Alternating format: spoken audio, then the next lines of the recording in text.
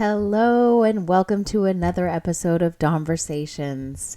I am so excited about this episode, you guys. I'm 51 years old, so I am Gen X. I think it's Gen X, right? It's not Gen Z. You'd think I would research that before I actually turn on the mic, but here we are. We're going to talk about the 80s today, guys, and why it was the greatest decade of all time. So I hope you're ready for this because, well, if you're from growing up in the 80s, then you don't need me to sell it. It was the best ever. If you are too young or too old to know or appreciate what the 80s were all about and what it was like to be a tween and teen in the 80s, I'm sure you're curious and you want to know, why was it so great? Why do we hype it up? Why do we think it's the best ever? Well, I'm about to tell you. It was the greatest time for pop culture. We had the best movies. We had the best music, which I know is debatable. Every generation thinks that their music of their decade was the best ever. But truly, the 80s. It's when music was real music. The 70s were close. The 70s I liked, and the 90s, I know my kids would argue with me, the 90s are the best, but the 80s, it's the music you can just have in the background and have it playing, and it's catchy, all of that. We had the best TV shows, we had the best toys, we had the best arcade games. It's the decade that's the most often associated with nostalgia, with the style of clothes, all of it, just the best. So we're gonna narrow it down by categories here. So the first category, movies. Now, anybody that knows me knows I am not a huge movie person. Now, I currently am not. But the 80s, yes, I was. I loved all the 80s movies. Star Wars started in 1977, but that was the original. Then came Empire Strikes Back and Return of the Jedi in the 80s. And that was the best time in the world to be alive. Star Wars, yes, I am a huge Star Wars nerd. I loved all of it. Primarily because Han Solo was hot. Sorry. I mean, yes, the storyline was great. And it was funny. It was a movie that you could go see with your family at the drive-in when there were still drive-ins. And it was just family friendly. Sci-fi was involved. It was when sci-fi was really getting a huge start because of Spielberg and George Lucas. Sorry, George Lucas. But the Spielberg era, he made classic movies. E.T., Goonies, all the Indiana Jones. Hello, Harrison Ford again. All those movies were great. Back to the Future. See, if anybody is not catching on to this, which I know if you're from the 80s, you already know, there were sequels because the movies were so great. They weren't making sequels because they were running out of material.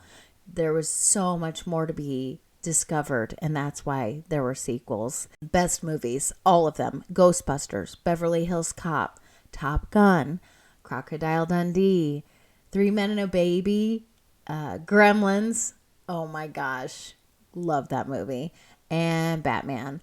Now, the Batman with Michael Keaton where Prince did the soundtrack, yes, that was the epitome of the best Batman movie of all time. So, speaking of Prince, the music. The 80s brought such variety for music. They had anything from heavy metal, where you had the guys that looked, the big hair bands, guys that looked like manly women. I don't know how to say it anymore. Guyliner and, Twisted Sister. Oh, and then MTV with all the music videos. Oh my gosh.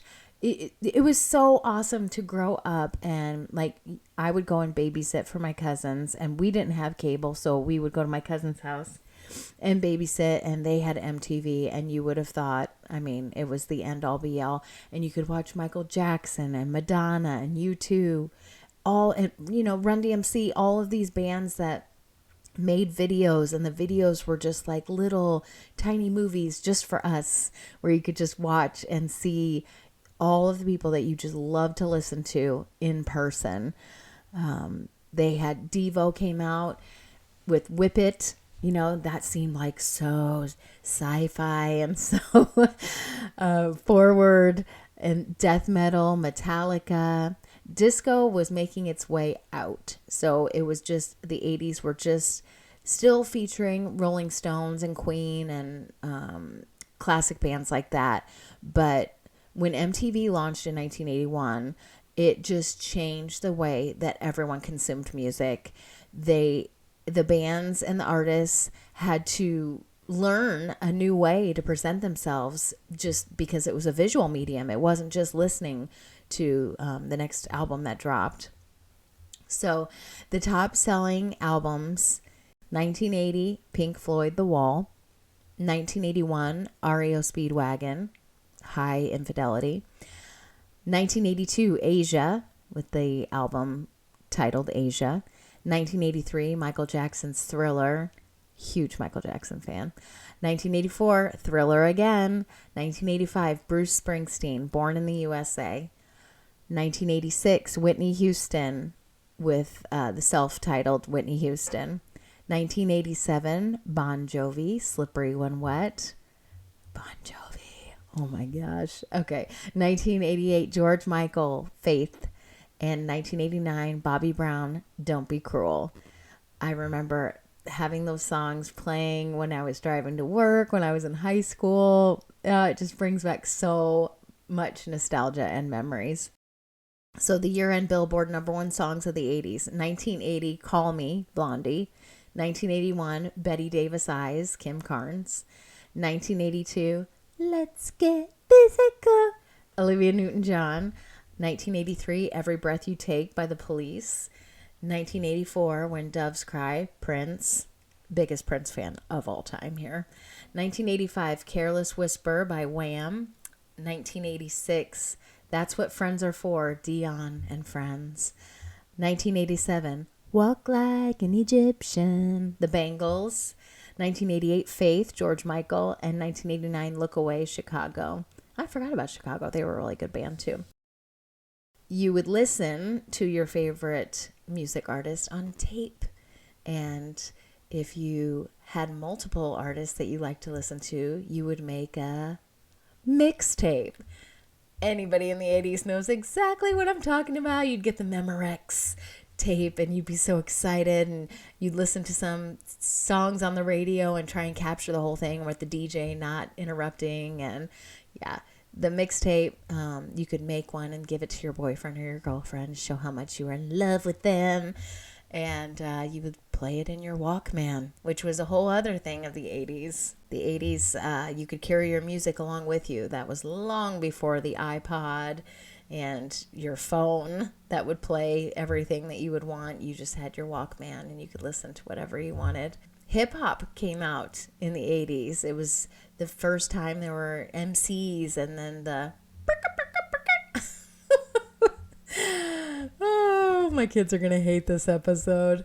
Anyway, yeah, Run DMC, LL Cool J, Grandmaster Flash, A Tribe Called Quest, all of those bands. Snoop Dogg was up and coming, getting ready to happen. Gangster rap, NWA, Eazy-E, Ice Cube. Okay, and then we come to the close. The more neon, the better. The hair, yes. Scrunchies, big, huge perms, baby bangs or huge bangs. The higher, the bigger, the better. Converse high tops were a big deal. Any type of white high top basketball shoes. Acid wash jeans. Yes, that was, head to toe, people would wear that. That was like a big deal. Leg warmers, bike shorts, tons of spandex. Baggy clothes were really in. Big gold chains, white Adidas shoes. Punk style started to come in. Cyndi Lauper was really popular. So she had like the shaved head on one side and neon hair, and that seemed so super retro. And so after all of that, we get to the TV shows. Thursdays and Fridays were like a huge night to watch TV. You would be watching Growing Pains, Who's the Boss, Family Ties, Webster, Full House, Cheers, Alf, The Wonder Years, The A-Team, The Dukes of Hazzard. Oh my gosh. I loved that show. Not just because of Bo and Luke Duke, but me and my little brother would watch that and just, anyway. Knight Rider and also Fantasy Island, Love Boat. Oh my gosh, all of those were just so great. The number one show, though, was The Cosby Show. I think that was the number one from 1985 to 1990. It was just a huge hit. It was a great family show. That show was, it still would be. I think you could play any episode and it would still be relevant. It was just all about growing up in a regular house. The Cosby Show, Family Ties, Murder, She Wrote, 60 Minutes, Cheers, Dallas, Dynasty, The Golden Girls, Miami Vice, Who's the Boss. All of those sitcoms were just, they were just the best. And you could, well, not all of them are sitcoms. Dallas and Dynasty, those were like nighttime soap operas. And, you know, everybody wanted to know who shot JR. It was a big deal. Okay, so then, yes, we get into video games.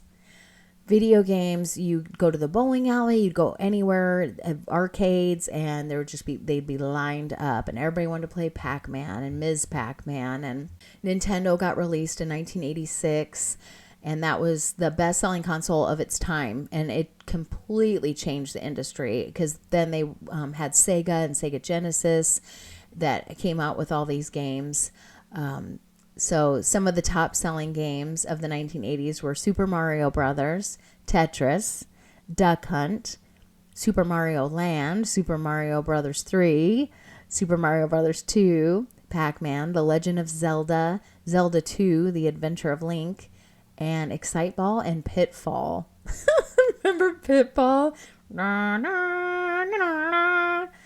Oh, and he's going over those alligators. Anyway, yeah, the 80s were just the best time to be alive. I hope for future generations that they get to go through some type of huge decade like the generation of my upbringing. It was so fun. And if you lived it, you know. Anyway, I hope you enjoyed this episode. I'm sure if you're from the 80s, you did. But yeah, any feedback or if you have any comments about any of this, DM me on any of the socials and I'll be sure to add it in a future episode. Thanks, guys.